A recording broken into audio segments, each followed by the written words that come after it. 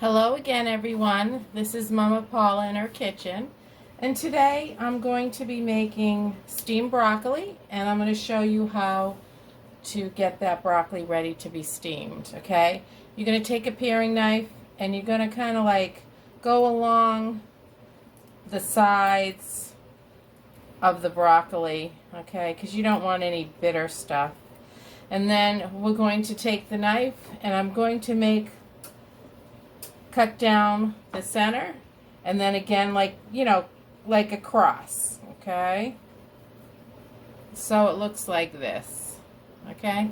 So you're going to do that to all of your broccoli stems, okay? I picked some broccoli crowns, that's what I got, and I'm just preparing it. Also today, we'll be making, God willing, I've got some boneless, skinless chicken breasts over there, and it's upside down in a pan of water, cold water, defrosting. So we'll show you how to do that too.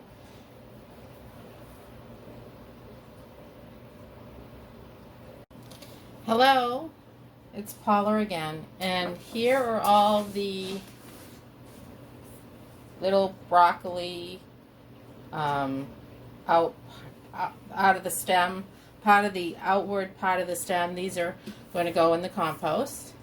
And this is the broccoli. It's in a container. I'm going to put it in the fridge. And when I'm ready to steam it, all I have to do is rinse it, put it in the pan, make sure I start with cold water, get it to a boil, put the broccoli in, lower it to like medium, and then keep the cover off. If you want green broccoli, keep the cover off. If you want it to grow, go a darker green, that's when you cover the broccoli when it's steaming. I like my broccoli green, so I'll keep the cover off, I think, today. Also, I pre-made my breadcrumbs in my food processor. This time I used white bread. You can use wheat bread, white bread, a mixture.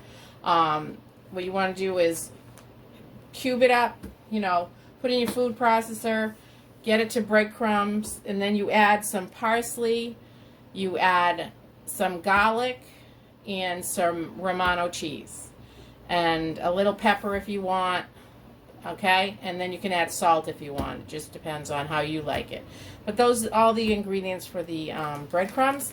Before I breadcrumb the chicken that I am going to cut up, pound, get it kind of thin for the chicken cutlets, what I'll do is I'll make sure I rinse it with cold salt water, okay, because that kind of gets rid of any bacteria, okay? And then after that, what I'll do is I'll have a pan of flour, and I add some salt and pepper to it, and I will just, once the cutlets are ready to be put into the flour mixture, I'll do that. I'll set it aside. Then I'll scramble an egg, add a little water, or you can add milk, depends on what you have.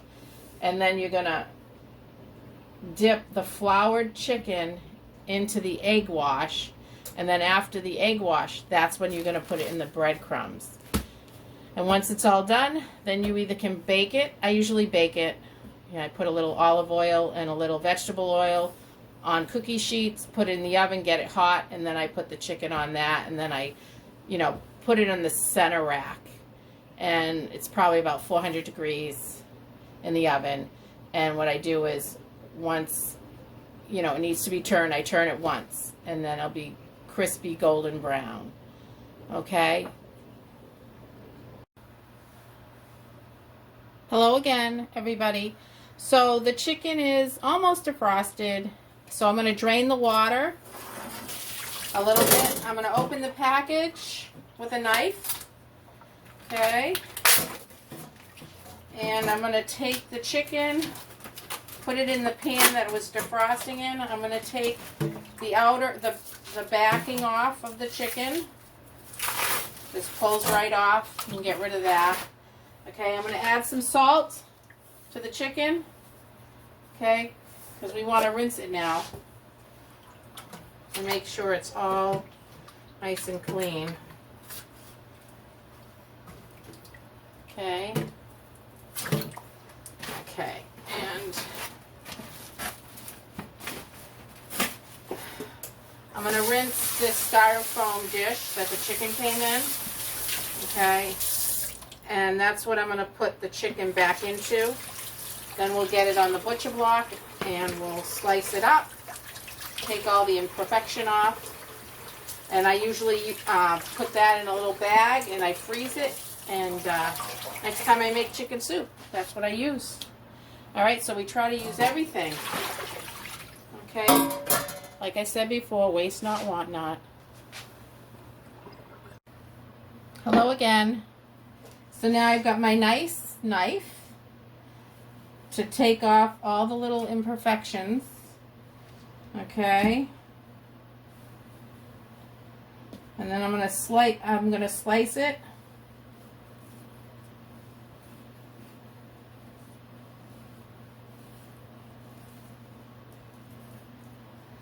And hold on to it. Make sure your hands are above the blade. Okay. Okay, so I sliced that in half.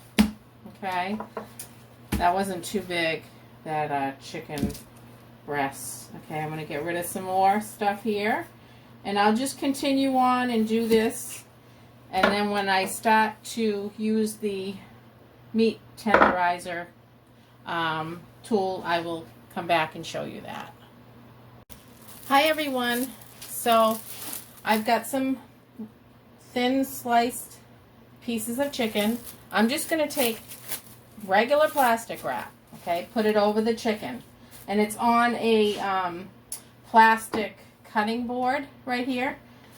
And so when we start to tenderize it, you won't get all that liquid over you, okay? So you're just going to pound like this, okay? And that's going to tenderize it. Just like that. Okay, very easy, okay? And and here's the chicken that came off this boneless, skinless chicken breast. And I'm just going to throw this in the freezer because the chicken is like not all the way defrosted, almost. So I'm just going to throw this in the freezer. Next time I make any type of chicken soup, like a chicken cabbage soup, chicken vegetable soup, I will use this for that. So I'll be back once all my chicken is tenderized. Hello again. So all my chicken is pounded from the tool I showed you. I have my flour with a little sea salt, a little pepper, and some garlic powder. Okay, I'm going to just toss the chicken in. Okay, and we're going to coat it, just lightly coat it. This is the secret, so when we do use the breadcrumbs will stick. You got to use the flour first. My father told me that many years ago, and I've done it ever since. So, also, when I was in, I think 7th grade, I had to go to cooking class, and my teacher, Mrs. Prudence Pyle, that's what her name was, she said, always wash your eggs before you crack them with cold water. That will get any of the salmonella off the eggshell, because that's what happens is if you don't wash your eggs, there's salmonella on the eggshell, and when you crack it, it goes into the egg. So I've always washed my eggs ever since my teacher told me that. So I'm going to continue on here. I took my egg out and washed it. It's in a bowl. Also, if you keep your eggs out a little bit, like maybe 15 minutes to a half an hour to kind of get room temperature, you'll get more volume out of the egg. All right? So I'll come back when we're ready to egg wash the chicken and put it in breadcrumbs. Hello. So I scrambled my egg and put some water with it. Like I said, you can use milk if you want. It's up to you. So I've got my floured chicken over here, and I've got my breadcrumbs over here, and the egg wash is in the middle. So what I'm going to do is, with one fork, I'm going to pick up a piece of chicken. I'm going to just immerse it in the egg wash, let it like drip back in, and then I'm going to put it in my homemade breadcrumb mix, and I'm going to pat it. It's very important that, let me see if you can see me pat the breadcrumb onto the chicken and turn it over. Okay, that way it's on there nice. Okay, and so I'm going to continue that, and this was about 3 pounds of boneless, skinless breast of chicken. Okay, and also the I just sprinkled maybe an eighth of a teaspoon of pepper, salt, and garlic powder into the flour mixture, just so you know. And it's 1 extra large egg. Okay? Hello. So my chicken cutlets are all ready. Okay? I've got a little olive oil and vegetable oil in the pan, a couple pans, and I've got it on 8, which is like a medium high to get that oil really hot. Okay, you always want your oil hot, and you don't want to put your chicken in when the oil isn't hot, because then the oil is just going to be absorbed by the chicken. It won't be a good thing. All right. Also, let's see what we have. Let's see if we can hear the sizzle. There it is. There's the sizzle. I'm going to turn it down to 7 now, because I got a sizzle. I'm going to add some more chicken. Okay. Okay, and then we got this pan right here. Hear the sizzle? I'll put this one up to 8. Alright. So I was going to put it in the oven today, but I forgot. I just finished cleaning my oven. It's a self-cleaning oven. So it won't let me in right now because it just shut off after 4 hours of cleaning at a high heat. So I said, well, I'll just cook the chicken, saute it in a pan, couple pans. Okay, so that's what we're doing right now. And once it's done, I'll show you the finished product, and then we'll go on to steaming the broccoli. So here I am, and I'm going to start turning over my chicken. You see how nice golden brown that is? So we just want to turn that over. Maybe lower the heat to medium now. That one's not done. Let's go over here. See how nice that is? Nice golden brown. And I'll lower this to 6, number 6. For some reason, this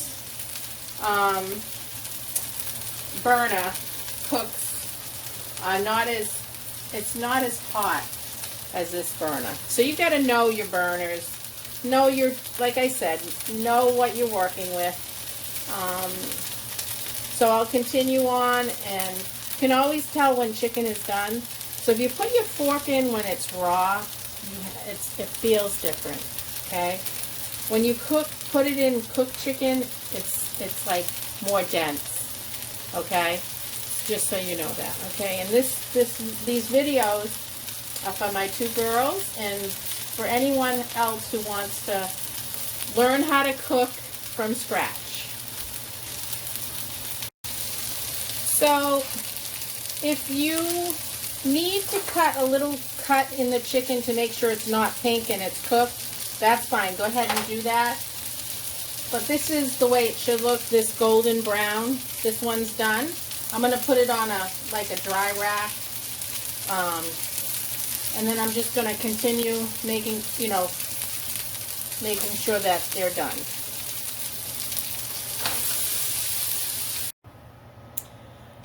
Hello again. So this is the 3 pounds of boneless, skinless chicken breasts that we had made into chicken cutlets.